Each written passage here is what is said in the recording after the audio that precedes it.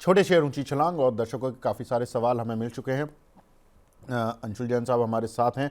अब पूरे 1 घंटे फटाफट से आप अपने सवाल भेजते रहिए जल्दी जल्दी और आंसर मिलते रहेंगे। हमारे साथ पहला सवाल हमें मिला है प्रलय दत्ता साहब का। बोल रहे हैं, गुड मॉर्निंग विक sir, please stock analysis JP power. Sir मैं टेक्निकल तो अंशुल जैन जी से पूछ ही लूँगा, लेकिन थोड़ा सा आप जो फंडामेंटल पूछना चाह रहे हो उसके पीछे एक बात 2-3 लॉजिक में बता देता हूँ। देखिए सर, पावर कंपनीज़ का जो मेन पीरियड रहता है वो मार्च टू आप मोटा मोटा पकड़ लीजिए पूरा गर्मी का सीज़न, जुलाई अगस्त जब तक गर्मी पड़ती है वो रहता है। दूसरी चीज़, जो जितनी भी हाइड्रो कंपनी होती हैं, खासतौर से जेपी पावर जैसी, देखिए पहाड़ों पर बर्फ़ पड़ती है तो उस समय पर जो पानी का फ्लो होता है वो स्लो हो जाता है, तो इसलिए पावर की जो क्रिएशन होती है, प्रोडक्शन होता है, वो थोड़ा सा कम हो जाता है हाइड्रो कंपनीज़ का। इसलिए जेपी पावर का कभी भी आप अक्टूबर दिसंबर क्वार्टर अच्छा नहीं देखोगे। जनवरी तक बर्फ़ पड़ती है, ऑलमोस्ट फरवरी से पिघलना शुरू होती है तो फ्लो तेज होना शुरू हो जाता है। तो जनवरी और मार्च क्वार्टर थोड़ा रिलेटिवली बेटर रहता है और अप्रैल से जून वाला क्वार्टर बेस्ट क्वार्टर रहता है। तो ये इस कंपनी की कहानी है। बाकी जैन साहब बताएंगे टेक्निकल चार्ट पर। सर बताइए क्या लग रहा है? तो टेक्निकली तो ऑलरेडी बहुत समय से अपन डिस्कस करते आ रहे हैं कि 93 वीक्स का वीसीपी बना है, या तो 23 क्रॉस करे, ब्रेकआउट दे तो तेजी बनेगी, और नहीं लॉन्ग लिक्विडेशन आना स्टार्ट होगा। ये नवंबर में हमने बात की थी, 17 नवंबर वाले वीक में, जब मोमेंटम बना था। और नहीं बना ब्रेकआउट तो फिर लॉन्ग लिक्विडेशन में 12 रुपए 52 पैसे तक आएगा कंटिन्यूअसली। 1 2 3 4 5 6 7 8 हफ्ते हो गए गिरते हुए। 1 2 हफ्ते बाउंस बैक जरूर बन सकता है, बट इवेंचुअली 12 रुपए 52 पैसे आते हुए दिखेगा। अगेन फिर वही बात हमने बार बार डिस्कस की है कि आइडिया, जेपी, इन तरह के स्टॉक से ज्यादा अच्छे रिलेटिव काउंटर्स हैं, वहां पे देख लीजिए। एटलीस्ट अगर स्टॉप लॉस कटवाना भी है तो स्ट्रेंथ वाले काउंटर में कटाइए, क्योंकि सेकंड अटेम्प्ट में आपको ज्यादा अच्छा मौका मिल जाएगा। इन स्टॉक्स में हमेशा ओवरहेड सप्लाई टेक ओवर कर लेती है। करूर वैश्य बैंक आपको याद होगा, 245 और लेवल्स पे हमने डिस्कशन स्टार्ट किया था 299 के लिए। अब देखिए बाजार इतना कमजोर रहा, स्टॉक साइडवेज चला गया 8-10 दिन, और जैसे ही हल्की सी भी बाउंस बैक आई, आप देखिए 2 दिन में करूर वैश्य बैंक में वापस से 258 से आज का हाई कितना हो गया, 295 हो गया। 299 अपना पहला टारगेट था। तो अगर स्टॉप लॉस कटवाना भी है तो एटलीस्ट स्ट्रॉन्गर काउंटर्स में कटवाइए, ताकि सेकंड अटेम्प्ट में आप डबल क्वांटिटी से एंटर करके लॉस भी रिकवर कर लेंगे, प्रॉफिट भी बना लेंगे। ऐसे वीक काउंटर में आपका स्टॉप लॉस भी कटेगा, और नहीं काटे तो कैपिटल इरोड होना स्टार्ट हो जाएगी। ठीक बात है। तो ये थोड़ा सा ध्यान रखिए सर। और वैसे भी अभी मौसम उतना आया नहीं है, हो सकता है जैसा कि जैन साहब बता भी रहे हैं कि पर्टिकुलर लेवल्स जो सर ने बताए हैं उन लेवल्स को थोड़ा सा टच करता हुआ दिखाई दे, लेकिन उसके बाद एक बार रिव्यू कर लेंगे। एक सवाल हमें मिला है सुजेत खान साहब का, टेक महिंद्रा पर 1682 रुपये के कुछ शेयर लिए हुए हैं इन्होंने। इसमें क्या करें जैन साहब? तो टेक महिंद्रा में अगेन स्ट्रेंथ है, ऑलमोस्ट ऑल टाइम हाई जो अपना टारगेट था वो पहुंच ही चुका है। 1731.90 का हाई है, 1756.85 का ऑल टाइम हाई है। कहीं से कोई वीकनेस नहीं है। जो 46 हफ्ते का कपनैडल पैटर्न भी बना है ऑल टाइम हाई के आसपास, 1684 जिसका ब्रेकआउट है, उसका टारगेट भी 2000 है। तो ऑल टाइम हाई टच करने के बाद एक रिएक्शन आ सकता है नीचे की तरफ प्रॉफिट बुकिंग में, बट ओवरऑल 2000 रुपए जाते हुए दिख रहा है। तो यहां से बाई करके चलिए, ऑल टाइम हाई पे प्रॉफिट बुक कर लीजिएगा। उसके बाद रिएक्शन पे थोड़ा सा होल्ड कीजिएगा, और जब जैसे बुलिश एविडेंस मिले 2000 तक के सफर के लिए वापस से प्ले कर लीजिएगा। तो ओवरऑल 2000 जा रहा है, ऊपर नीचे करते हुए जाएगा। अगर पुल बैक्स में आपको घबराहट नहीं हो रही है तो बाई एंड होल्ड करके छोड़ दीजिए, 2000 रुपए आराम से मिल जाएगा। ठीक है। सोनू खान साहब का सवाल है, पीसी ज्वेलर पर 30,000 शेयर लिए हुए हैं इन्होंने, 11 रुपये के पूछ रहे हैं, होल्ड करें या निकल जाएं? आज रिजल्ट हैं जैन साहब इसके, यहाँ पीसीजे के, और बिजनेस अपडेट तो ठीक आए थे, लेकिन जितनी भी ज्वेलरी कंपनीज हैं या कुछ भी है उतनी स्ट्रेंथ नहीं दिखा पाए। रीज़न बीइंग कि मार्केट का सेंटीमेंट ही वीक था। सबके बिजनेस अपडेट्स तो अच्छे ही आए थे। पीसीजे सर क्या करें? तो पीसीजे हमने शायद फ्राइडे भी डिस्कस किया था कि मंथली चार्ट का ट्रेड है। मंथली पे 1 2 3 4 5 महीने की डाउन मूव में 10.57 के 10.54 के सपोर्ट के आसपास उसके 2 महीने नीचे भी ट्रेड किया और रिक्लेम कर रहा है। प्रोबेबली 7-8 महीना और लगेगा, बट 10.54 का लेवल ऐसा लग रहा है कि मोस्ट लाइकली होल्ड होगा और वापस से 20 रुपीज तक की अपसाइड बनाएगा। इसका ये मतलब नहीं है कि अभी ही कूद के ले लें। टाइम वाइज अभी करेक्शन पूरा नहीं हुआ है, पैटर्न स्ट्रक्चर नहीं बना है, स्टेज 2 अप ट्रेंड नहीं आया है, स्टेज 4 डाउन ट्रेंड कंप्लीट होके स्टेज 1 एक्यूमुलेशन फेज स्टार्ट हो रहा है, जो प्रोबेबली कम से कम 6 महीने तो चलना चाहिए। तो वॉच लिस्ट में बनाए रखिए, जब भी बॉक्स बन के ब्रेकआउट देगा बिल्कुल इंटरेस्ट आना चाहिए। ठीक है। अगला सवाल हमें मिला है मनीष शाह साहब का। ये बोल रहे हैं, big fan of money 9 and Anshul sir following from last 15 months. Wow, thank you Manish Shah साहब मनी 9 को देखने के लिए। और अंशुल जी, आपके लिए एक कॉम्प्लीमेंट है, आपके बड़े फ़ैन हैं। इकरा, इन्होंने 3400 रुपये के लिए हुए हैं, इंडसइंड बैंक 900 रुपये के लिए हुए हैं। स्टॉप लॉस और टारगेट पूछ रहे हैं। इंडसइंड बैंक में तो देखिए खराब रिजल्ट के बाद भी कोई बहुत नेगेटिव रिएक्शन नहीं आया, बल्कि हैमर बन रहा है, 50 डे मूविंग एवरेज से बाउंस बैक है, तो मैं इसको पॉजिटिव ही मान रहा हूँ। लेकिन 892-80 जो ब्रेकआउट पॉइंट था और 900 जो साइकोलॉजिकल रेजिस्टेंस है उसके ऊपर टिकना स्टार्ट करेगा, वहां पे 1084 का टारगेट खुल जाएगा, तो कोई खास दिक्कत दिख नहीं रही है। इकरा में जरूर डाउन ट्रेंड है और डाउन ट्रेंड एक्सटेंड होगा, जैसे ही 5890 के नीचे टिकना स्टार्ट करेगा, मतलब वहां पे खड़ा है टिकना स्टार्ट करेगा, तो सीधे सीधे वीकली पे अगला जो जोन ऑफ सपोर्ट है बहुत नीचे है 5452 पे, वहां पहले आएगा। और उसके बाद अगला जो लेवल बनेगा 4970, तो ओवरऑल 4970 का टारगेट खुल रहा है, बट 5452 पे एक सपोर्ट है, वहां से बाउंस बैक करके फिर तोड़ेगा तो नीचे आएगा। इमीडिएटली सपोर्ट जोन पे 5890 जो ऑलमोस्ट सर्टेन है कि टूटेगा। ठीक है। एक सवाल है, अदानी ग्रीन और एटीजीएल और एसीसी में बताएं सर, 25% लॉस है, सुरेंद्र चौहान साहब का। ये अदानी के सारे शेयर अंशुल भाई फ्राइडे के सेशन में बुरी तरह से हैमरिंग आई थी, और उसके पीछे रीज़न था कि एसईसी जो यूएस की एसईसी है, उसने कुछ समन्स भेजे थे अदानी के जो प्रमोटर हैं उनके खिलाफ, गौतम अदानी और उनके भतीजे के खिलाफ। साथ ही अब कुछ क्लैरिफिकेशन ये आ रहे हैं कि अदानी ग्रीन की तरफ से कि भाई हमारा कुछ लेना देना नहीं है, मतलब हमारा डायरेक्ट इन्वॉल्वमेंट नहीं है इसमें। तो ये कुछ हद तक चीज़ें हैं जो कि अदानी ग्रीन को आज सुबह बाउंस बैक भी करा कर ले गई। आपको क्या लग रहा है ये जो बाउंस, देखिए प्रमोटर फंसे या ना फंसे, लेकिन अगर कंपनी क्लीन चल रही है तो आपको क्या लगता है कि कंपनी का शेयर दौड़ेगा या प्रमोटर की तरफ देखता रहेगा कि प्रमोटर फंसा हुआ है तो मेरे पर भी प्रेशर रहेगा? तो देखिए, वो वेलकम पिक्चर में वो परेश, उनका एक फेमस डायलॉग था, मुझे क्यों तोड़ा। तो वही हाल है, फूफा जी को जब प्रेशर देना होगा तो या तो हिंडनबर्ग आ जाएगा या सीसी आ जाएगा या कोई ब्राइवरी केस आ जाएगा और अदानी पे एक नेगेटिव न्यूज आ जाएगी। तो आप अगर एडजस्टमेंट्स कर सकते हैं अपने पोर्टफोलियो में तो अदानी ग्रुप में बने रहिए, जितना प्रेशर है सब झेल जाएंगे और इसके बाद निकल जाएंगे। तो आप वो वोलेटिलिटी अगर आप झेल सकते हैं बिल्कुल इन काउंटर्स में बने रहिए, अगर नहीं झेल सकते हैं तो फिर रैलीज पे एग्जिट करने की कोशिश कीजिए, जिसकी मैं बिल्कुल भी सलाह नहीं देता हूं, क्योंकि आपने जितना कर सकते थे उतना कर लिए, उसके बाद भी मेजर सपोर्ट लेवल स्टॉक के होल्ड हो रहे हैं, तो इससे ज्यादा अब करने कुछ बचा नहीं।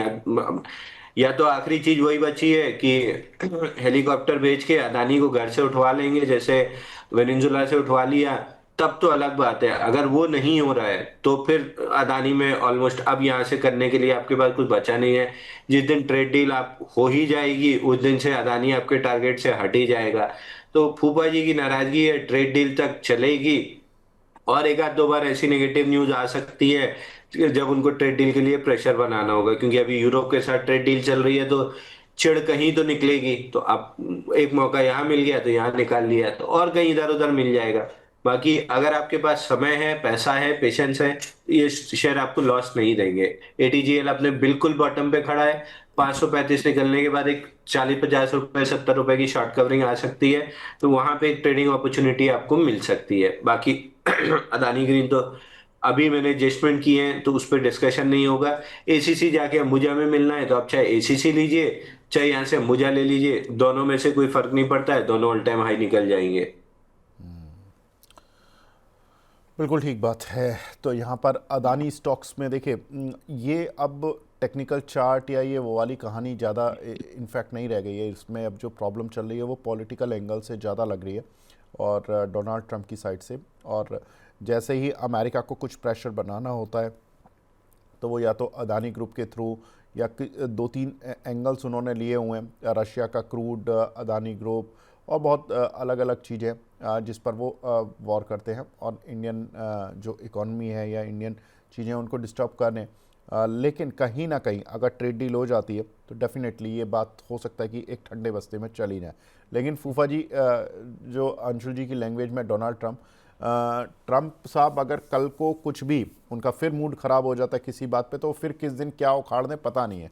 क्योंकि अभी उन्होंने, अंशुल भाई देखो, कोरिया से वो दोबारा भिड़ गए, यूरोप से दोबारा भिड़ गए, ट्रेड डील कर ली थी तब भी भिड़ गए। मैं अभी समीर सर से यही बात भी कर रहा था।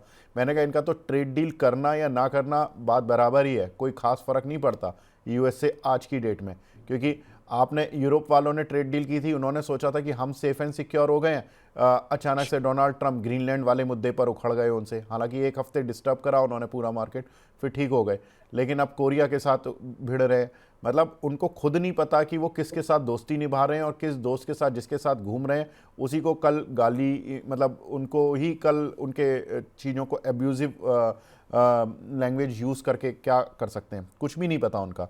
एनीवेज, सर देखिए, जिसको जिसको ये लग रहा है कि ग्रीनलैंड वाला मुद्दा ग्रीनलैंड के लिए था, तब तो फिर आई वुड अगेन सजेस्ट कि आप art of deal Donald Trump की वापस जाके पढ़िए। ग्रीनलैंड का मुद्दा ग्रीनलैंड के लिए था ही नहीं। ग्रीनलैंड के मुद्दे का एक्चुअल जहां पे टारगेट था वही है, चम्मच चाहिए थी तो किचन पे हक जता दो, चम्मच तो चम्मच क्या, फिर तो और कटोरा फटोरा भी मिल जाएगा। तो पूरे ग्रीनलैंड पे हक जता दो कि ग्रीनलैंड हमको हर कीमत पे चाहिए। पूरा यूरोप आके लड़ लिया कि नहीं देंगे, ठीक है ग्रीनलैंड नहीं दो। 51 स्टेट जो है कनाडा बन जाएगा। गवर्नर ट्रूडो से अब गवर्नर दूसरे हो गए। तो आप कितने मुद्दों पे आप लड़ोगे? चलो ग्रीनलैंड पे मैंने आपकी बात मान ली, अब कनाडा पे आप मेरी बात मानो। तो चाहिए कनाडा है, टारगेट ग्रीनलैंड बना हुआ है। जितना अपोजिशन आना है, दिख जाएगा कि कौन कौन अपोजिशन में आ सकता है। वो सब सामने आके खड़े हो गए। अब धीरे धीरे उनकी कमजोरी खोज लेंगे, और जब कनाडा की बारी आएगी ये सारी कमजोरियां एक्सपोज करके नेगोशिएशन में उनको दबाया जाएगा। तो वॉरफेयर का एक्चुअल यही तरीका होता है कि आप एक चीज दिखाते हो, सामने वाले के एयर डिफेंस सिस्टम खुल जाते हैं, आपको पता चल जाते हैं कहाँ है, आप पहले जाके उन्हीं को तबाह करते हो, जो वेनेजुला में किया था। तो एग्जैक्टली वही चीज हो रहा है। चाहिए कनाडा है, या प्रेशर कनाडा पे डालना है, और 15 दिन ग्रीनलैंड का नाटक चला है कि कौन कौन सामने खुल के आ सकता है। कुछ लोग हालांकि ये भी कह रहे थे कि रेयर अर्थ वाली भी एक चीज़ थी, जो कि ग्रीनलैंड को लेकर उन्होंने बातें उठाई।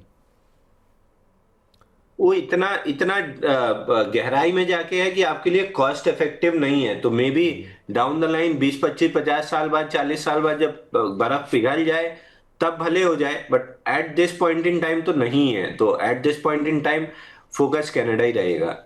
चलिए, बिल्कुल ठीक है। एक सवाल मिला है हमें कार्तिक जी का। ये पूछ रहे हैं एचडीएफसी और आईसीआईसीआई बैंक, इनमें से किसी को बाय कर सकते हैं क्या? अगर आप एक्यूमुलेटिव प्लेयर हैं, जो हमने लार्ज कैप्स में पहले किया था, ऑटो स्टॉक्स में या एलएनटी टाइटन में, उस टाइप से अगर आप कर सकते हो तो ये बिल्कुल एचडीएफसी अपने बॉक्स के बॉटम के आसपास है। बॉक्स लो के नीचे, जैसा यूजुअली लार्ज कैप्स करते हैं, बॉक्स लो के नीचे आ गया है। जिस भी दिन बॉक्स लो के ऊपर आके कंफर्म कर दे, 915 933 के ऊपर आके क्लोज कर ले, बॉक्स ब्रेकडाउन फेलियर कंफर्म हो जाएगा। बॉक्स हाई का टारगेट खुलेगा 1016 और एक्सटेंशन 1120। तो बॉक्स लो के नीचे अगर एक्यूमुलेट करना है कर लीजिए। कंफर्म करना है तो 933 के ऊपर जब बॉक्स लो फेल हो तब बाई करना स्टार्ट कीजिए। दोनों केस में यहां से और हल्का सा नीचे जाके ऊपर आए, यहीं से ऊपर आए, थोड़ा सा और पुल बैक देके ऊपर आए, जाना इसको 1016 और 1120 रुपए। एक और हमारे दर्शक हैं, उन्होंने अंशुल भाई अदानी पोर्ट और अदानी एनर्जी सॉल्यूशन और लिए हुए हैं। वो बोल रहे हैं कि वैसे तो अदानी ग्रीन भी उनके पोर्टफोलियो में है, बोल रहे हैं कि इन दोनों को भी रख लें अपने पोर्टफोलियो में। तो रखना क्यों है? जब अदानी एनर्जी सॉल्यूशन 1040 पे बार बार बताया जा रहा था कि प्रॉफिट बुक कीजिए, नीचे बुलिश एविडेंस पे लेंगे, तो रखना क्यों है? ये 200 रुपए आपने क्यों खोए? आपको यहाँ पे वापस से 777 के आसपास दोबारा मौका मिल जाएगा एवरेज कर, मतलब आपको तो एवरेज करना ही पड़ेगा। दूसरे फ्रेश लॉन्ग करके 100 रुपए यहाँ से जब तक आपका ब्रेक इवन आएगा लोग प्रॉफिट में आ जाएंगे। तो निकलना भी सीखिए, जब रेजिस्टेंस पे फेल हो रहा है या टारगेट अचीव हो रहा है, प्रॉफिट बुकिंग आ रही है, निकलना भी सीखिए। फिलहाल एक अनमिटिगेटेड लेवल पड़ा हुआ है डेली का एट 792। वहां पे जैसे बुलिश एविडेंस मिलना स्टार्ट होगा, वापस से अदानी एनर्जी सॉल्यूशन हम बाई करना स्टार्ट करेंगे। फिलहाल का जो पहला टारगेट रहेगा वो 880 का रहेगा। वो निकलता है तो फिर 937 और फिर वही 1040 का लेवल खुल जाएगा। तो एक रेजिस्टेंस आता है तो वहां पे प्रॉफिट बुक करके निकलना सीखिए और डिप्स पे ऐड करना सीखिए। बाकी कोई खास दिक्कत नहीं है, पड़ा भी रहेगा 2 3 4 साल तो भी आप पैसा कमा के निकलेंगे। ठीक है। अगला सवाल हमें मिला है सानवी सावंत जी का। किर्लोस्कर न्यूमैटिक और आरईसी इन दोनों पर लॉन्ग टर्म के लिए इन्वेस्टमेंट के लिए रिव्यू कर दीजिए, सपोर्ट और टारगेट। किर्लोस्कर न्यूमैटिक और एसजेवीएन। एसजेवीएन तो देखिए, एसजेवीएन में तो पुल बैक बनना था, बहुत weak pull back high volume वाला बना। हाई वॉल्यूम इसलिए क्योंकि दोनों इंस्टीट्यूशन कैंडल देखी 100 मिलियन की, 2-2 हजार% वॉल्यूम राइज था। तब भी हमने डिस्कस किया था कि इस रैली में एग्जिट करने की कोशिश कीजिए, मे बी ये 87 तक स्ट्रेच करेगी और 87 निकला तो 97 तक करेगी। 87 तक ही करी और वहां से वापस से वर्टिकल डाउन मूव, और जो लोस थे वापस रिटेस्ट हो चुके 70 के, और बजट के बाद 70 रुपए तोड़ के जो बाइंग क्लाइमेक्स का टारगेट है 61 और 51, ये दोनों लेवल आराम से आ जाएंगे। तो एसजेवीएन तो कहीं से भी वापस 70 आया है, जो प्रीवियस स्विंग लोज हैं, छोटे मोटे बाउंस बैक आ सकते हैं, बट 61 और 51 के लेवल आते हुए दिख रहे हैं। आप किर्लोस्कर न्यूमैटिक में ऑलरेडी 21 वीक्स में 31% करेक्शन हो, 36% करेक्शन हो चुका है। बाउंस बैक एक्सट्रीमली वीक है। तो रिजल्ट के बाद भी कोई पॉजिटिव रिएक्शन नहीं है। अगर तो 1130 निकला तो एक बार 1240 तक पुल बैक दे देगा, बट ये पुल बैक ही है। इसके बाद वापस से डाउन मूव खुल जाएगी और पुल बैक की प्रोबेबिलिटी भी लेस देन 30% है। तो अगर लॉन्ग करने की सोच रहे हैं तो कंप्लीटली अवॉइड कर दीजिए। अगर है तो 1 से 2 हफ्ते का समय दीजिए। उसमें 1130 निकल गया तो 1240 आएगा, वहां पे एक बार सवाल पूछ लीजिएगा। और अगर ऐसा नहीं होता है, पहले 1022 टूट जाता है तो तुरंत एग्जिट कर लीजिएगा, क्योंकि फिर सीधा सीधा 700 रुपए खुल जाएगा। ठीक है। अगला सवाल हमें मिला है यहाँ पर। एक दर्शक हैं, मित्तल जनरल स्टोर के नाम से उनकी आईडी है, हमारे रेगुलर व्यूअर हैं। वो बोल रहे हैं अंशुल सर से पूछ के बताइए सर, ये जो सर बताते हैं कि सुबह को कॉल दिया था, ये कॉल किस टाइम पर देते हैं, कहाँ देते हैं, मतलब बताओ अंशुल जी, कहाँ देते हो आप कॉल ये? सर ये हम अपने क्लाइंट्स को, जो हमारा ट्रेडिंग का ऐप है उस पे जाता है, हमारा जो क्लाइंट्स का व्हाट्सएप और टेलीग्राम ग्रुप है उस पे जाता है। ओके, ठीक है। एक हमारे दर्शक हैं जय किशन साहब, ये लगातार बोल रहे हैं सर वित्त मंत्री जी से मुद्दा उठाइए हम वित्त मंत्री जी के लिए कि STT, GST, stamp duty, LTCG, STCG हटाओ और छोटे निवेशकों को बर्बाद होने से बचाओ। Please raise this issue till budget, regards. Sir कोशिश में तो हम ही नहीं बल्कि पूरा मीडिया ही लगा हुआ है कि ये इशू कम से कम उनके कानों तक जाए, लेकिन सफलता कितनी मिलती है ये बजट डे पे पता लग जाएगी। अगला सवाल हमें मिला है केईसीएल पर 106 की बाइंग है, अभी एवरेज कर सकते हैं क्या? केईसीएल, किर्लोस्कर किर्लोस्कर इलेक्ट्रिक, 76 रुपये वाला जी। बिल्कुल नहीं लेना चाहिए सर। बाइंग क्लाइमेक्स हुआ था, बाइंग क्लाइमेक्स का ब्रेकडाउन 191 पे था, पहला टारगेट 96 था, जिसको कोई इज्जत ही नहीं दिया, तोड़ते फोड़ते नीचे आया है। एक अनमिटिगेटेड लेवल पड़ा हुआ है 73-80 का, जहां से बाउंस बैक जरूर कर सकता है, बट कोई अप ट्रेंड बन जाएगा या शॉर्ट टर्म लॉन्ग टर्म या शॉर्ट टर्म कोई बॉटम बन जाएगा ऐसा लगता नहीं है। हल्का सा वहां से बाउंस बैक जरूर दे देगा, क्योंकि कंटिन्यूअसली फॉलिंग है। बट ओवरऑल 49.45 का लेवल कम से कम दिख रहा है बाइंग क्लाइमेक्स का, और आइडियली आना चाहिए इसको 37 रुपए 45 पैसे। अगला सवाल हमें मिला है सीडीएसएल पर, नूर अहमद साहब का। सीडीएसएल इन्होंने 1726 के लिए हुए हैं, क्या करें सर इस पर? सीडीएसएल तो सर फ्राइडे को मीडिया ही पे सेल दिया है, नीचे एक गैप छूटा हुआ है 1250 1223 का, वो फिल होगा और उसके बाद बहुत आराम से 1037 तक आते हुए दिख रहा है। तो सीडीएसएल तो सबसे ज्यादा खराब दिख रहा है। नैन्सी जी हैं, हमारी रेगुलर व्यूअर हैं, प्राइम मेंबर भी हैं। ये पूछ रही हैं sir, DCB bank short term के लिए क्या बाय टारगेट रखें? देखिए, इनने एक काम बहुत बेहतरीन किया है। आई डोंट नो कि करूर वैश्य बैंक इनने लिया है कि नहीं, लेकिन लास्ट टाइम शायद कमेंट आया था कि लिया है। तो करूर वैश्य बैंक भी बहुत बेहतरीन चल रहा है। डीसीबी बैंक भी, जो 145 पे 70 हफ्ते का बेस ब्रेकआउट था कपनैनल का, उसका टारगेट देखिए, पहला टारगेट आ चुका है 196 का। जो गलती अदानी एनर्जी सॉल्यूशन या बाकी में की है, इसमें नहीं करना चाहिए। एटलीस्ट 75% क्वांटिटी आप बुक कर लीजिए और बाकी 25% क्वांटिटी 234 के लिए रखिए। अब जो 75% बुक कर रहे हैं, उसमें या तो डिप पे जब वापस से वीकली चार्ट पे 3-4 टाइट क्लोजेस या कोई पैटर्न बनेगा, फ्लैगिश काइंड ऑफ एक्शन, तो दोबारा री एंटर कर लीजिएगा। या फिर यूनियन बैंक बहुत बेहतरीन तरीके से ब्रेकआउट सस्टेन कर रहा है, वहां पे अगर 3 टाइट क्लोजेस बनता है, मतलब अगर 3 टाइट क्लोजेस या वीकली पे फ्लैगिश एक्शन डीसीबी और यूनियन बैंक दोनों में बना, तो I would prefer union bank, क्योंकि रिलेटिव स्ट्रेंथ भी वहां ज्यादा है और वो नियर अबाउट बेस है, ये बेस से एक्सटेंडेड है। तो एक बार इसमें 75% बुक कर लीजिए, 25% 234 के लिए रुकिए, बाकी के लिए पैसा अभी रखिए। 3-4 हफ्ते की टाइट क्लोज बनेगी तो या तो डीसीबी या यूनियन बैंक, किसी एक में री एंट्री जरूर मिलेगी।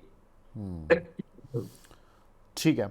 एक इनका सवाल है सर, देवानगिरी शुगर या आलोक इंडस्ट्री, इन दोनों में काउंटर प्ले के लिए यहाँ पर एंट्री कर सकते हैं क्या? यूरोप से अगर ये टेक्सटाइल वाली डील हो जाती है और टेक्सटाइल का खुल जाता है, तो फिर तो आलोक इंडस्ट्री में आपको मौके मिल जाएंगे। लेकिन अंबानी साहब इस समय अपना रशिया का तेल बचाने ही में लगे हुए हैं। तो ये नेटवर्क 18, डैन, आलोक, ये सब अनाथ बच्चों की तरह पड़े हैं।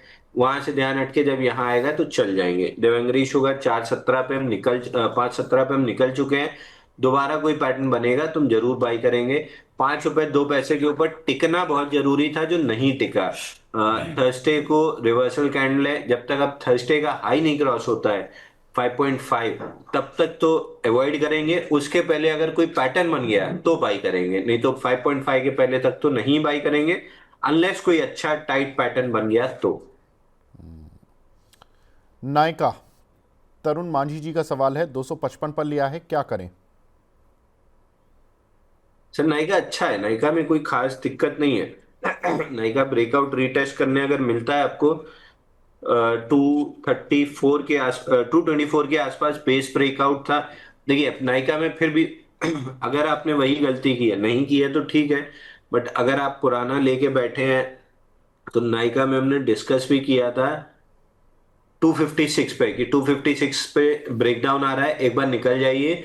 ये वापस से अपना 224 का ब्रेकआउट पॉइंट रीटेस्ट करने आएगा। तो फिलहाल 224 का ब्रेकआउट पॉइंट रीटेस्ट करने आ रहा है, जो 145 हफ्ते का आईपीओ बेस ब्रेकआउट था। तो 224 223 की जोन में, 224-25 की जोन में जब वीकली पे बुलिश एविडेंस बनेगा, हम वापस से री एंटर करेंगे। आईपीओ बेस ब्रेकआउट का रीटेस्ट हो जाएगा, फिर वापस से अपसाइड खुल जाएगी 315 और ऑल टाइम हाई 428 तक के लिए।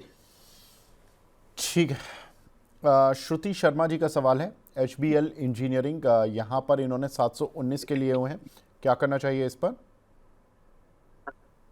सर, एचबीएल इंजीनियरिंग हमने उस दिन भी डिस्कस किया था, 958 का ब्रेकडाउन रीटेस्ट कंप्लीट हो चुका है, निकल जाइए। गैप फिल करने के लिए पहले आएगा 645 618, और इसने ओवरऑल 404 रुपए की जर्नी स्टार्ट कर दी है। तो बीच में बाउंसेस आते रहेंगे। बाउंस बैक के लिए पहला गैप फिलिंग 645, वहां से बाउंस बैक आएगा। उसके बाद अगला सपोर्ट जोन 550 है, वो टच करने के बाद बाउंस बैक आएगा। बट ओवरऑल 404 रुपए आ रहा है, तो उसकी तरफ चल रहा है काउंटर। ठीक है। एक हमारे दर्शक का सवाल है डायमंड केबल पर, मुजीब भाई का, ये बोल रहे हैं रखें या बेचें?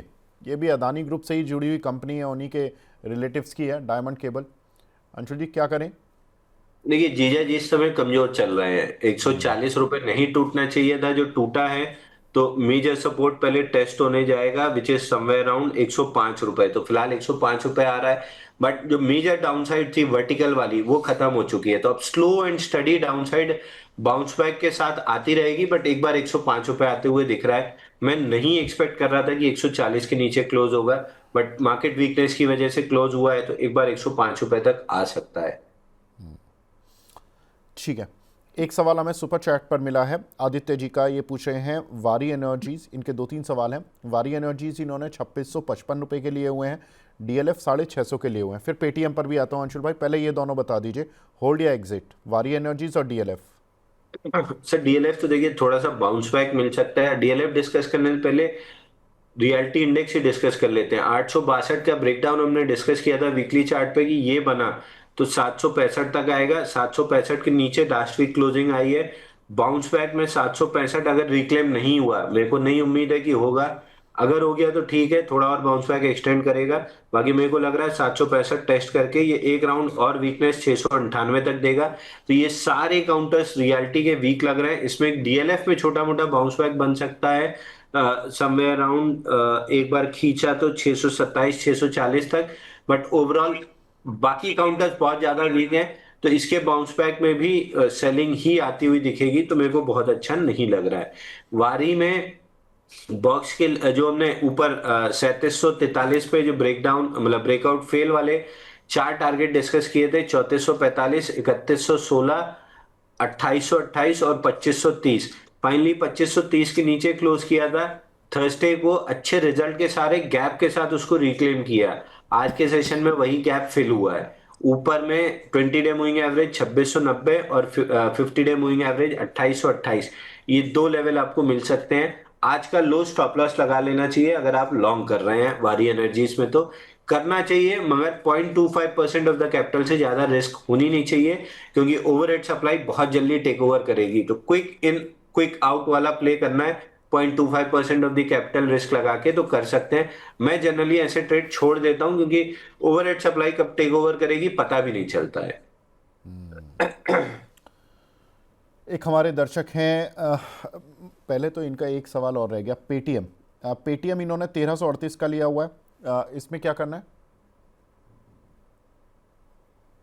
देखिए पेटीएम में 1271, पेटीएम में वो डिजिटल पेमेंट वाली जो स्कीम थी गवर्नमेंट ने एक्सटेंड नहीं की, जो इनका 20% ऑपरेटिंग रेवेन्यू था, जिसका नेगेटिव रिएक्शन आपको 9.5% फ्राइडे को मिला। बट वॉल्यूम बहुत ज्यादा राइज नहीं था, केवल 390% वॉल्यूम राइज था 19 मिलियन का। जनरली ऐसी खराब न्यूज में जो स्टॉक्स गिर रहे हैं 2-2000% वॉल्यूम राइज से गिर जा रहे हैं, तो मैं इसको पॉजिटिव ही ले रहा हूँ। बम्प इन द रोड है 1271 पे आके, जो वोलेटिलिटी आनी थी उसी में एक वोलेटाइल डाउन कैंडल बनी है, इससे ज्यादा मैं इसको रीड नहीं कर रहा हूं, क्योंकि अगर सब चीज नेगेटिव होती तो 1097 टूट जाना चाहिए। तो 1097 के आसपास मौका मिले बाइंग करके चलिए। ज्यादा अच्छी बाइंग 1271 के ऊपर बनेगी।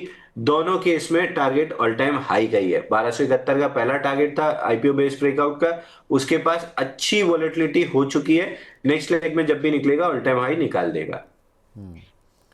अंशु भाई, एक सवाल मिला है टाटा टेक पर, लेकिन टाटा टेक पर ना एक डेवलपमेंट भी है। इनफैक्ट Q3 रिजल्ट के बाद हमने बात की ही थी कि Q3 रिजल्ट थोड़े वीक थे, लेकिन कंपनी की गाइडेंस Q4 के लिए काफ़ी अच्छी आई थी। कंपनी ने कहा था कि हमारा Q4 जो होगा वो अच्छा रहेगा, 10% तक की ग्रोथ देखने के लिए मिलेगी। लेकिन इसमें एक यूरोप के साथ डील का भी बड़ा मुद्दा छिड़ा हुआ है।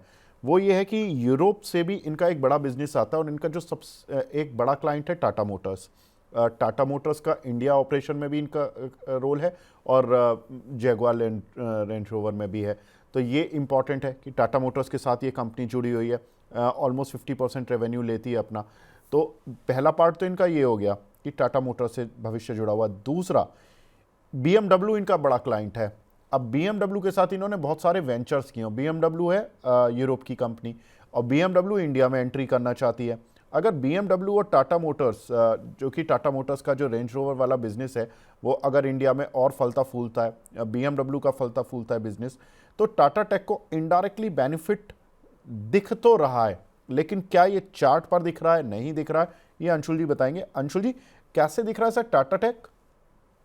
तो देखिए सारी नेगेटिव चीजें निकलने के बाद भी स्टॉक में 640 650 की जोन नहीं टूटने तैयार हो रही है, तो ये अपने आप में दिखा रहा है कि बॉटम बन चुका है। अब एक्यूमुलेशन फेज के बाद मूविंग एवरेज जब वीकली के न्यूट्रलाइज हो जाएंगे, आपकी अप ट्रेंड रिज्यूम हो जाएगी। और 110% से घटा के 40% कर देना, ये अपने आप में कारें सस्ती हो रही है। तो अगर थोड़ा सा आदमी के पास बजट है, स्ट्रेच करने की अपॉर्चुनिटी है, तो स्ट्रेच करके फिर वो इंडियन ब्रांड की जगह फिर BMW या इनकी तरफ चला जाएगा। तो क्योंकि आपको ही पता है समाज में स्टेटस सिंबल थोड़ा सा ज्यादा मैटर करता है। आदमी एक बार बजट स्ट्रेच करने की वो कर ही लेता है घर वालों के प्रेशर में, कि अगर 10-5 लाख रुपए ज्यादा खर्च करके कोई विदेशी गाड़ी अगर घर पे खड़ी हो जाए, तो एक पूरे सोसाइटी में आपका देखने का नजरिया आपको बदल जाता है।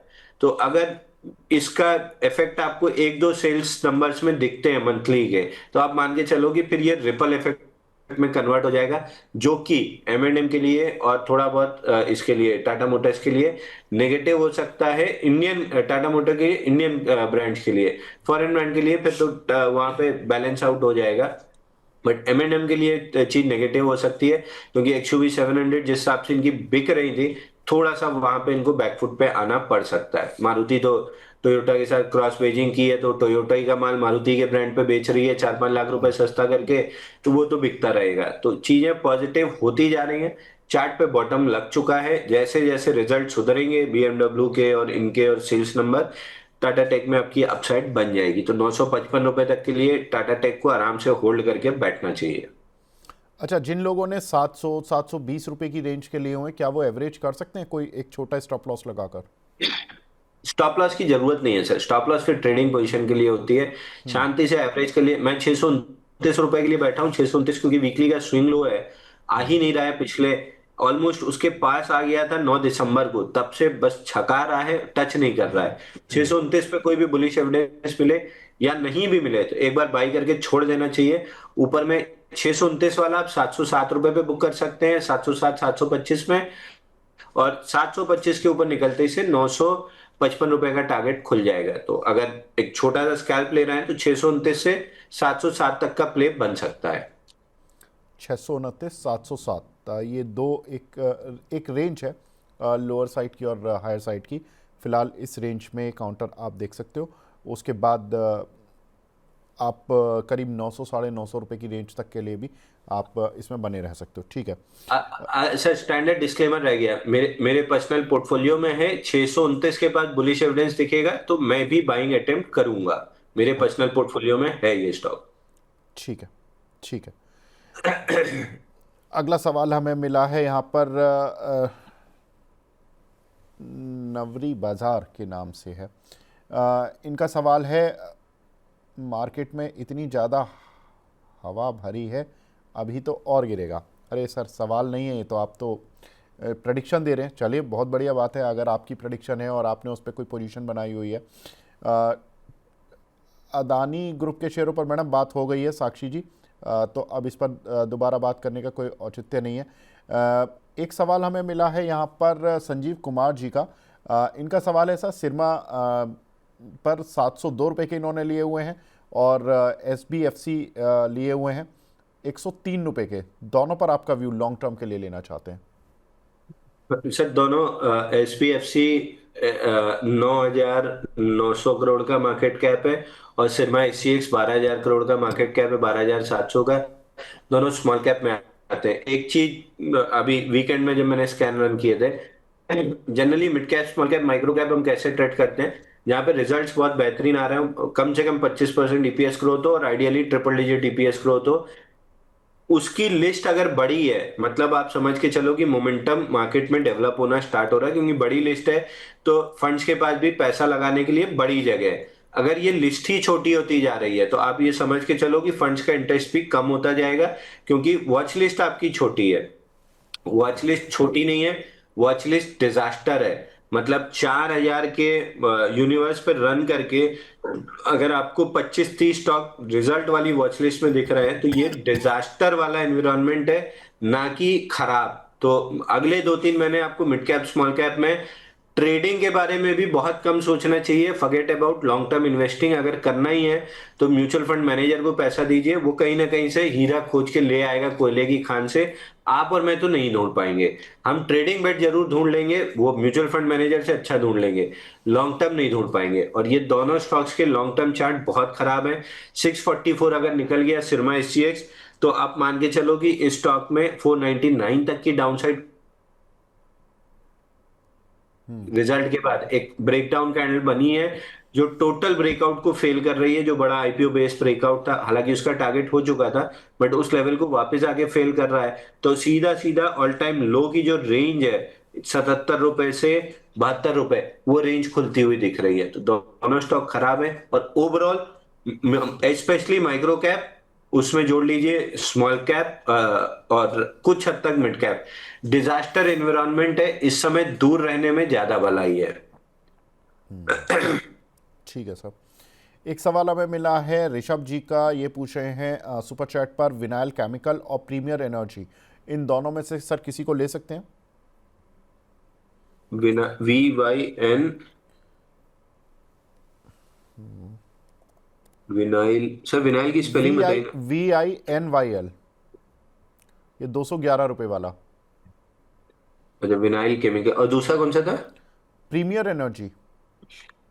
Premiere Energy. प्रीमियर एनर्जी तो प्रीमियर एनर्जी तो सर ऑल टाइम लो पे है, और बाउंस बैक में भी कोई स्ट्रेंथ नहीं है। बाउंस बैक में जो ब्रेकडाउन पॉइंट था 714, वही अटक रहा है। अगर आपको करना ही है स्पेस में, तो वारी एनर्जी में बाउंस बैक ज्यादा स्ट्रांग है, उसको प्ले कर लीजिए। हालांकि मैं बाउंस बैक प्ले करने के फेवर में नहीं रहता हूँ। ऑलरेडी हमने डिटेल में वारी एनर्जी भी थोड़ी देर पहले डिस्कस किया था कि कैसे प्ले करना है। प्रीमियर एनर्जी तो छोड़ ही देना चाहिए। बाउंस बैक के बाद वापस करीब करीब 600 रुपए आ जाए तो कोई सरप्राइज नहीं है। विनाइल इंडिया में अगेन बाइंग क्लाइमेक्स इस काउंटर में तो vertical buying, perfect buying climax जैसा होता है वैसा बाइंग क्लाइमेक्स हुआ था। आपको पढ़ना है तो 20 जून 2022 से 19 सितंबर का अपमूव, 19 सितंबर 22 तक का अपमूव पढ़ लीजिए, और उसके बाद ब्रेकडाउन 21 नवंबर तक का पढ़ लीजिए। तो इसमें बाइंग क्लाइमेक्स 485 पे कंफर्म हुआ था, जिसका टारगेट पहला वाला खुला था 212, जिसको इसने अचीव किया था फरवरी में, और वापस उसी को रिविजिट करने आया है 1 साल बाद। अब जब इसको तोड़ेगा तो अगला टारगेट खुलेगा 104 रुपए 88 पैसे। हर पुल बैक में माल बेचिए, धीरे धीरे करके 104 रुपए 88 पैसे आ जाएगा। 390 करोड़ का मार्केट कैप बचा है। उस समय तो शायद 4 चौको 16, 2000 करोड़ से गिरते गिरते 390 करोड़ का मार्केट कैप बचा है, जो पहुंचते पहुंचते शायद 150 करोड़ का भी ना बचे। अगला सवाल हमें मिला है शिवम गुप्ता जी का, ये पूछे हैं सर ADF फूड पर क्या करें? एडीएफ फूड में बाइंग क्लाइमेक्स हुआ था 316 रुपए पे। 207 का पहला टारगेट था, कंप्लीट हो चुका है। 207 के बाद अगला टारगेट आज आज अचीव हुआ है, लास्ट वीक अचीव हुआ है 176 का। आज उसके नीचे ट्रेड कर रहा है। अब प्रोबेबली इस काउंटर में अगला टारगेट खुल सकता है 128 रुपए का, बट फिलहाल पहले एक बार बाउंस बैक आएगी 185 से 200 रुपए तक, 207 रुपए तक। वहां पे एक बार सवाल पूछ लीजिएगा। अगर निकलने की सोच रहे हैं तो अभी मत निकलिए, 207 तक बाउंस बैक आने की प्रोबेबिलिटी हाई है, वहां पे सवाल पूछ लीजिएगा। ठीक है। एक हमारे दर्शक है शिव भक्त सुमित जी, ये पूछ रहे हैं सर हाईटेक्स पाइप, इसमें फ्रेश एंट्री कब बनेगी? हाईटेक पाइप में जब बुलिश एविडेंस बनेगा तब नई एंट्री बनेगी। फिलहाल बुलिश एविडेंस कंप्लीटली मिसिंग है। मैं खुद लेने के लिए बैठा हूं, लेकिन बन नहीं रहा है, शांति से बैठा हूं। 84 नहीं टूटना चाहिए था, 84 टूटा है, तो आई वुड बेटर प्ले अबो 84। या तो 84 निकले तो बाई करना स्टार्ट करूंगा, या फिर एक्सटेंडेड डाउन मूव में कहीं हैमर काइंड ऑफ कैंडल या आउटसाइड रिवर्सल कैंडल बने तब बाई करूंगा। फिलहाल तो एकदम अवॉइड है जब तक bullish evidence at least on daily ना बने। मैं आइडियली वीकली पे चाहूंगा, बट एटलीस्ट ऑन डेली ना बने तब तक तो मैं अवॉइड करूंगा। ठीक है। एक हमारे दर्शक हैं शुभम जी, ये पूछ रहे हैं KPI ग्रीन 502 का लिया हुआ है, इसमें क्या करना है? सर एक बार काउंटर का नाम रिपीट कर दिए। KPI ग्रीन 502 रुपए का लिया हुआ है। केपीआई ग्रीन में सर बाइंग क्लाइमेक्स कंप्लीट हुआ था एट 604, पहला दूसरा टारगेट कंप्लीट हो चुका है। फिलहाल ब्रेकडाउन पॉइंट है 386, ये जैसे ही टूटेगा बाइंग क्लाइमेक्स वाला पूरा रिज्यूम हो जाएगा। ओवरहेड सप्लाई 312 जो प्रीवियसली लो बना था वही रिटेस्ट होगा, और इस बार 312 तोड़ेगा तो 212 ऊपर नीचे करता रहेगा, बट इवेंचुअली कम से कम 212 रुपए आना है इसको। ठीक है। अगला सवाल हमें मिला है कमिंस इंडिया पर। जियास मुंशी जी का सवाल है, इस पर एक साल का व्यू जानना चाहते हैं आपका। कमिंस इंडिया में आज ब्रेकडाउन आया है सर, सुबह सेल भी दिया है। 50 वीक मूविंग एवरेज पहला टारगेट है इसका 3816, और जैसे ही वो टूटेगा इस काउंटर में डाउन मूव 3366 तक बन सकती है। 68 हफ्ते का कपनेडल पैटर्न ब्रेकआउट आया था 4060 पे, हाई बना है 4615, और वहां से रीटेस्ट की जगह ब्रेकआउट फेल होने लगा। एसटीबीएल याद कर लीजिए, फर्स्ट मूवर लेने के बाद रीटेस्ट की जगह ब्रेकडाउन दे दिया, इसने भी रीटेस्ट की जगह ब्रेकडाउन दे दिया। तो बहुत आराम से प्रिसाइसली जो लेवल आ सकता है वो है 3376। एक हमें सवाल मिला है गुलशन साहब का, ये पूछ रहे हैं पूना वाला फिनकॉर्प पर सर व्यू दिलवा दीजिए, क्या करना चाहिए? काफ़ी टूट गया अंशुल भाई, रिजल्ट्स तो ठीक आए थे। तो रिजल्ट ठीक आए थे, और पुणे वाला फिनकॉर्प टूटने की वजह यह है कि सेकंड अटेम्प्ट, पहला अटेम्प्ट तो ब्रेकआउट का ऊपर गया 488 पे ब्रेकआउट लिया, 570 गया, रीटेस्ट करने की जगह फेल किया। फेल करने के बाद सेकंड अटेम्प्ट मार रहा था 490 क्रॉस करने की, 8 हफ्ते लगाया नहीं हुआ, और लास्ट वीक ब्रेकडाउन आ गया। तो अब ब्रेकडाउन में पहला टारगेट इसका बनता है जो कि अचीव भी हो गया, 401 का आज अचीव हो गया है। अब यहां से 401 जब तक नहीं टूट रहा है होल्ड कीजिए, अगर टूटा तो फिर 363 तक आ सकता है। 363 भी बाइंग ही जोन होगी। मैं स्टॉक में सेल या एग्जिट की सलाह नहीं दूंगा। ऑन द डिप्स अगर आपके पास 2-3-4 साल का समय है, डिप्स पे एक्यूमुलेट कीजिए। रफ फेज है, निकल जाएगा, निकल के 800 रुपए आ जाएगा। तो इस रफ फेज में एग्जिट बहुत अच्छी स्ट्रैटेजी नहीं होगी, बट अगर आपको स्कैल्प करना है तो 400 के नीचे क्लोजिंग पे एग्जिट करके 363.50 पे री एंटर भी कर लीजिएगा। ठीक है। एक सवाल हमें मिला है जीएमआर एयरपोर्ट पर 100 रुपये के लिए हुए हैं, होल्ड करें या एग्जिट? मीना जी का सवाल है, मीना सारूगी की। ये जेएमआर एयरपोर्ट पे तो हमने मल्टीपल टाइम डिस्कस किया था जब ये 104 रुपए तोड़ रहा था कि ब्रेकआउट, अब इसका जो कंटिन्यूअस मूव आनी चाहिए थी, लोअर हाई बन चुका है, 104 नहीं टूटना चाहिए। अगर 104 टूटता है तो पहला टारगेट 97 और दूसरा टारगेट 84.93 बनेगा। जब से 104 टूटा है 84.93 खुला हुआ है, जो प्रोबेबली नेक्स्ट वीक में आज, प्रोबेबली वीकेंड में ही आ जाए या नेक्स्ट वीक में आ जाएगा। और वो लेवल अगर नहीं प्रोटेक्ट हुआ तो आगे के लेवल तब डिस्कस करेंगे, बट फिलहाल के लिए 84.93 दिख रहा है। डिक्सन में फ्रेश एंट्री ले सकते हैं क्या? बिल्कुल नहीं, डिक्सन में 10,000, डिक्सन में आ गया 10,616 भी टूट चुका है। और अब देखिए डिक्सन आपके लिए प्राइम एग्जांपल है पीआर, आई वुड नॉट से पीआर एक्टिविटी, बट क्योंकि डिक्सन ऐसा मैनेजमेंट कभी रहा नहीं है, वो ओला बहुत उसमें एक्टिव रहा है। डिक्सन में आप देखिए 17,000 के बाद जब बाइंग क्लाइमेक्स था, एनवायरमेंट सबसे ज्यादा पॉजिटिव था, सबसे ज्यादा बाई रिपोर्ट्स बन रही थी। अब जब 10,616 बाइंग क्लाइमेक्स का पहला टारगेट आया है, आई डोंट नो किस फंड हाउस ने या ब्रोकिंग हाउस ने 8,700 का टारगेट निकाला है, सुबह ही न्यूज चैनल पे दे रहे थे 8,700 का टारगेट निकाला है। और हम 17,000 रुपए, 17,400 पे जब बाइंग क्लाइमेक्स कंफर्म हुआ था तब से बात कर रहे हैं कि 10,616 और 8,450 ये मिनिमम टारगेट है, नॉट मैक्सिमम, मिनिमम टारगेट है। तेजस नेटवर्क याद कर लीजिए 1250 से 383 भी नहीं बचा पा रहा है और 300 के आसपास आ गया है। तो ये दो मिनिमम टारगेट हैं, 10,616 और 8,450। तो 10,616 आ गया है, 8,450 भी आ ही जाएगा।